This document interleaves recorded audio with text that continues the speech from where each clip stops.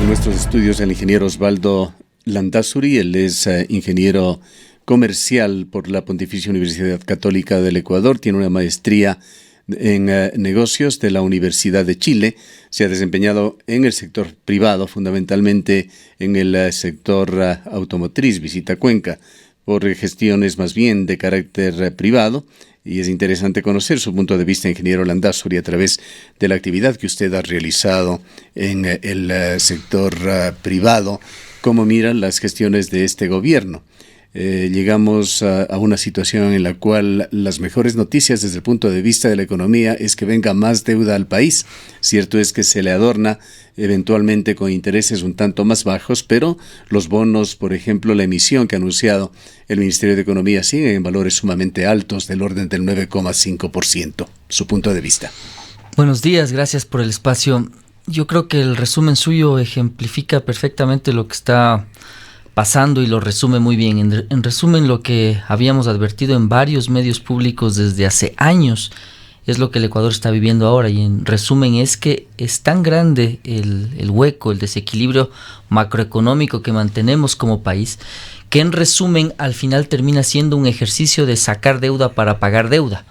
Entonces hoy... Si no es, siempre la economía pública puede ser de alguna manera equiparada con la privada. No es una muy buena práctica el de llegar a fin del mes y tener que estar buscándose quién me presta dinero, así sea con interés más barato, para poder cubrir, para poder parchar los compromisos financieros que no puedo cumplir con dinero fresco. Es correcto, eso es lo que está pasando. En resumen, al final termina siendo un ejercicio de sacar deuda de un lado para pagar deuda de otro. Usted mencionó los bonos de vencimiento, ¿es 2020? ¿Es marzo 2020? 2020, me parece que había dicho 21, es correcto. Usted mencionó sí. El 21, es marzo del 2020, y entonces lo que ha hecho el Ecuador ahora es prepararse para canjear, si cabe el término, esos bonos por bonos nuevos que tienen una tasa de interés de 9,5 más o menos por ciento. Es una tasa muy alta. Yo le recuerdo que, por ejemplo, España, cuando llegó a tasas del 7%, se calculó ya como inviable la emisión de deuda y tuvo que ir a organismos internacionales. Nosotros hemos ido ya al Fondo Monetario, pero los montos que está manejando el Fondo Monetario resultan insuficientes. También recordará usted que días atrás, meses me parece máximo, se mencionó por parte de funcionarios del Fondo Monetario que el Ecuador con este paquete ya no necesitaría ir otra vez a mercados internacionales, y vemos que eso no era apegado a la verdad. Es decir, todavía necesitamos seguir reperfilando la deuda. Y en el fondo lo que sucede es que los ahorros que el gobierno se ha planteado no se llegan a concretar. Estamos viendo que todavía entre enero y abril de este año estamos gastando cifras mayores a las que gastamos el año anterior, no solo desde el sector público central, sino desde todo el aparato público. Es decir, los gobiernos autónomos descentralizados, las organizaciones e entidades que no están bajo el control exacto del Ministerio de Finanzas, por ejemplo, superintendencias, la parte judicial, el Poder Judicial, etcétera. Todo en conjunto gasta más del 2019 de lo que gastó el 2018. Y el ritmo de endeudamiento viene igual que aquel que se mantuvo en el gobierno de Correa. Entonces, inclusive es más alto, porque Correa todavía tuvo, al menos en la primera etapa de su gobierno, precios del petróleo que fueron muy interesantes. Entonces, realmente el ritmo de endeudamiento que estamos teniendo como ecuatorianos es un ritmo que preocupa. Y lo cierto es que yo he mencionado que lamentablemente estamos en un punto en el que el Ecuador no se pone de acuerdo.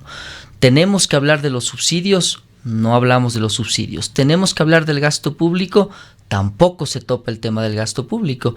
Y si es que vamos al sector privado, tampoco queremos aranceles, tampoco queremos impuestos. Entonces, lo cierto es que en esta ecuación, al final el país pierde, porque no logramos ponernos de acuerdo. Entonces, al final del día usted tiene un acuerdo con el Fondo Monetario que tiene 3 grandes temas. El uno, que es la reducción del tamaño del Estado, que se está realizando, pero yo no entiendo bien todavía las cifras que maneja Finanzas, porque como le comento, los primeros 4 meses resulta que usted gasta alrededor de 600, 800 millones de dólares más que lo que hizo el año anterior como gobierno total, no solo como gobierno central. Segundo gran tema, tributario. el Fondo Monetario le ha pedido que usted incremente 1.600 millones de dólares la recaudación tributaria. ¿Cómo va a hacer eso? El gobierno ha planteado que no quiere subir impuestos y que va a ampliar la base de recaudación. Se han hablado de quitar exenciones. Me parecería a mí que es preferible que ciertos productos paguen más IVA, pero que no se quiten exenciones en salud, en alimentación, por ejemplo. Y el tercer gran tema que se planteó al Fondo Monetario son los subsidios. Eso se debería realizar en el año 2021. Por lo tanto, yo creo que para mí, la redundancia, para mí está claro ahora que este gobierno es de transición y por lo tanto no va a tomar medidas que son medidas delicadas pero responsables. Es decir, más allá de lo que ha hecho este gobierno, yo creo que en este punto no se le va a pedir. Porque además, por otro lado, el apoyo político, la base política que tiene este gobierno es demasiado débil. Y entonces, por ejemplo, plantear un aumento de impuestos se vuelve misión imposible en la Asamblea. ¿Cómo marchan mientras tanto y en forma paralela las actividades en el sector privado, que ha venido clamando, sobre todo en las últimas semanas, en los últimos meses, por reformas laborales? Lo que sucede es que hay que estar claros en una cosa. ¿Qué le dice la teoría a usted respecto a qué es lo que debe hacer cuando tiene tasas de desempleo muy altas? Tiene dos visiones claras. La una, si cabe el término, de derecha y la otra más de izquierda. La más de izquierda le va a decir que usted trabaje sobre la demanda agregada, es decir, que aumente la demanda. Es lo que Correa quería hacer con tanto gasto público. Subir la demanda y con eso se supondría que usted necesita... Pero no es un poco lo que se sigue haciendo.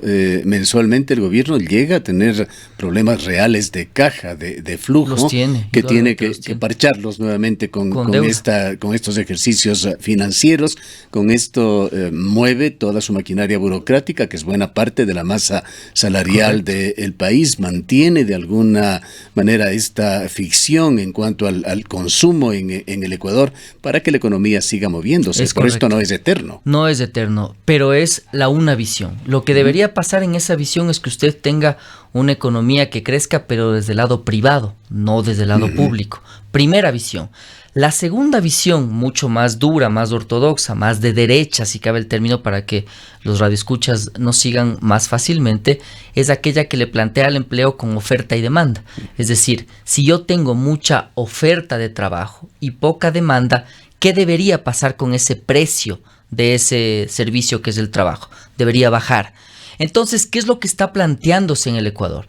En resumen, se están planteando temas que deberían estar alineados con una y con otra tendencia, porque al final del día, los que hemos estudiado este asunto en profundidad, nos damos cuenta que ya no son excluyentes las dos visiones, hay que trabajar en ambas, y por lo tanto sería de trabajar en mantener una demanda creciente, pero por otro lado en hacer que los costos laborales bajen en el país. Ahora, esta segunda...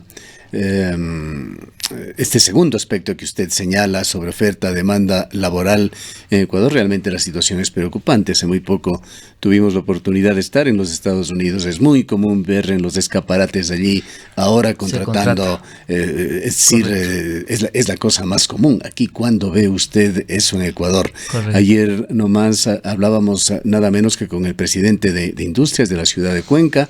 Él hablaba sobre la crisis laboral, la necesidad de incrementar las fuentes de trabajo, pero en condiciones muy complejas, y nos señalaba extra micrófono que las empresas, incluyendo aquellas relacionadas con su grupo, persona que renuncia, que se jubila o que sale por cualquier razón no es reemplazada, que las empresas siguen contrayéndose en el Ecuador. Esto en real. Un panorama en el cual existe un 60% de subempleo 62. O de empleo inadecuado en el Ecuador. Correcto. Lo que usted ha mencionado es absolutamente correcto. Los empresarios lo que estamos haciendo ahora es no reemplazar nadie que salga y en muchos casos buscar achicar la nómina. Entonces, ahí se da cuenta usted que es real lo que yo le estoy mencionando. Es decir, teoría el Ecuador no está avanzando. Pasa a la práctica, es decir, tiene una mano de obra que es muy costosa. Los trabajadores me van a decir, bueno, mire, yo con 390 y algo dólares igual no me alcanza. Y tiene razón, porque el otro elemento en esta ecuación, o en esta sopa, si cabe el término, esta sopa problemática del país, es que usted tiene un tipo de cambio real que está sobrevalorado. En resumen, es muy caro el Ecuador, se volvió caro, le hicieron caro. ¿Cómo le hicieron caro? le hicieron caro con una inflación en dólares durante la década pasada que le duplicó a la inflación norteamericana. Es decir, fueron tantos dólares los que entraron a la economía ecuatoriana, le calentamos tanto a la economía, que lo que sucedía es que usted vendía las cosas a cualquier precio, la gente igual le compraba. Eso tiene que seguir arreglándose, tiene que seguir regulándose. Entonces, en resumen, usted debería trabajar desde el punto de vista laboral en ambas cosas. Es decir, tratar de hacer que el sector privado logre aumentar esa demanda natural que tiene el Ecuador, pero por otro lado tiene que bajar los costos laborales. ¿Qué incidencia podría tener la flexibilización laboral que se propone? Yo he hablado más de una adaptación laboral antes que flexibilización. Lo cierto es que al final del día uno tiene que pensar que la economía mundial ha cambiado. Los que trabajamos con China, los que trabajamos con Japón, nos damos cuenta que desde los horarios de trabajo son diferentes ahora de lo que eran antes.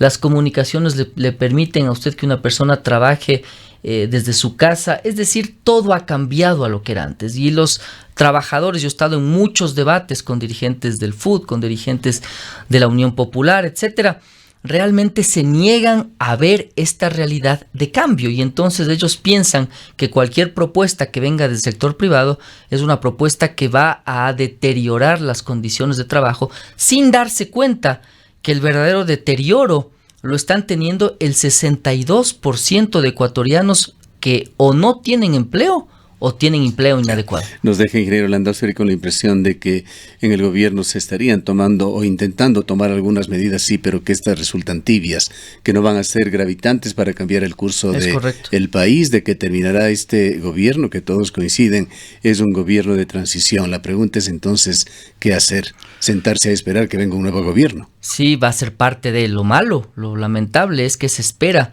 va a tener muchas víctimas y eso le hemos dicho al gobierno. A nosotros nos han visitado ministros en la empresa, hemos podido participar en diálogos. Mire, yo fui dirigente gremial, soy parte de directorios de varias cámaras. Lo cierto es que al final del día el gobierno no toma decisiones y tiene muchas presiones de una parte clara de comerciantes e importadores costeños que están tratando de hacer la agenda del gobierno. Pero los que hacemos industria estamos diciéndole que esta combinación que se está planteando en el país de acuerdos comerciales, con altos costos de mano de obra y con alta deuda del país, realmente es una situación que puede ser muy riesgosa. En resumen, entonces sí, hay que esperar ese gran ajustador, ese gobierno que debería ser el que toma las decisiones más complejas y difíciles, y es lo que en Portugal sucedió alrededor de 3 o 4 años después de la gran crisis, justo lo que está pasando aquí en el país. Un primer gobierno que se acerca al Fondo Monetario, pero que no puede tomar decisiones porque ya en sí mismo eso tiene un gran costo político. Un segundo gobierno que le va a echar la culpa al primero diciendo es que ya estamos en el acuerdo con el fondo y no podemos salir, por lo tanto tengo que tomar estas decisiones, y quizás y ojalá no, un tercer gobierno que pueda ya flexibilizar las cosas y hacer que volvamos a la normalidad. Pero lo cierto es que usted está quizás en la etapa más compleja de esta transición, que económicamente es necesaria porque usted está dolarizado y ese es el gran problema. Ahora, por lo menos en las conclusiones, toda esta gimnasia financiera que tanto la promociona el gobierno efectivamente está mejorando la imagen internacional de Ecuador. No, yo creo que no. O sea, hay que entender que la realidad es que ¿por qué le bajan las tasas de interés?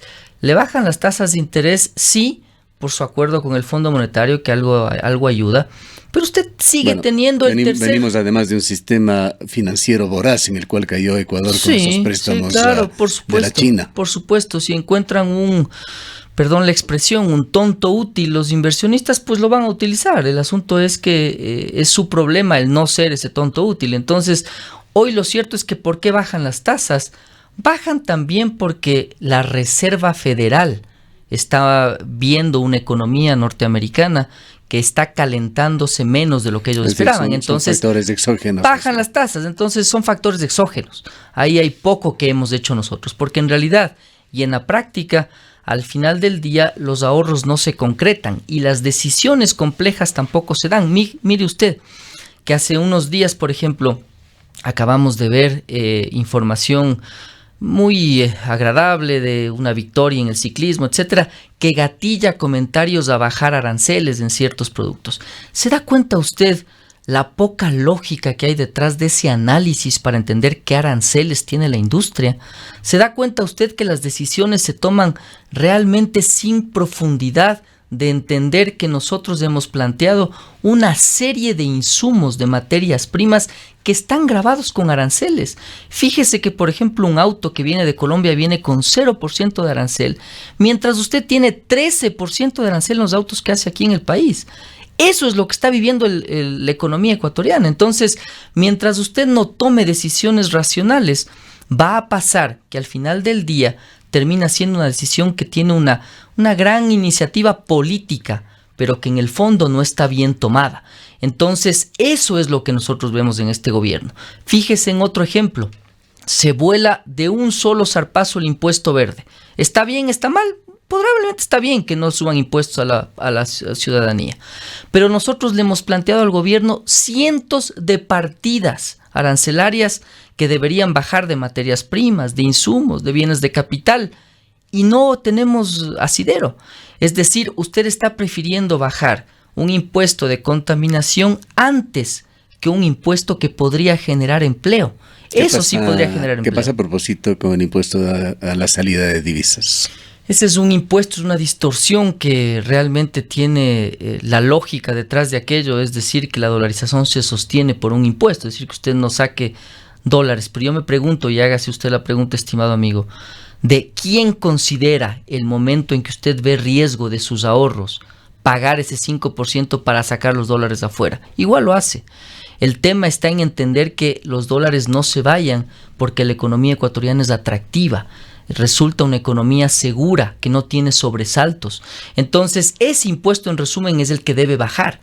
¿Cómo compite usted con México, que ahora se plantea el acuerdo comercial, cuando ellos tienen casi la mitad de su salario mínimo en dólares? No tienen impuesto a la salida de divisas. Y usted está con aranceles y con impuesto a la salida de divisas. Por Dios, eso no se sostiene. Entonces, ¿quién le va a alentar a usted a abrir los mercados? Probablemente sean los importadores y los comerciantes, pero los industriales que en Quito y en Cuenca, por ejemplo, somos fuertes, nos vamos a oponer a esa situación. Entonces, esas decisiones son las que hoy nosotros vemos que el gobierno no toma. Entonces, al final del día, insisto, usted saca cuenta de todo lo que hemos conversado y ahora entiende por qué tiene que seguirse endeudando. No tiene un aparato productivo que está invirtiendo en el país. La inversión extranjera se dio o en minería o en petróleo fundamentalmente. Es decir, no hay ventajas competitivas en el Ecuador, hay solo comparativas. Y por otro lado, tiene además un dólar que le ha hecho que se vuelva más caro por sus malas decisiones.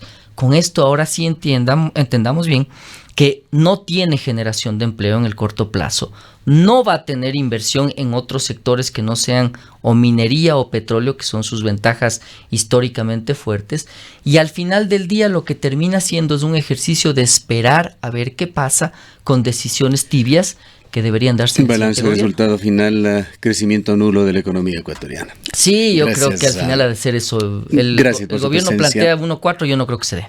Gracias por su presencia, ingeniero Landázuri. A usted, gracias. El ingeniero Osvaldo Landázuri es un ejecutivo del sector privado y ha estado en esta mañana con un análisis económico desde ese punto de vista de la situación del país.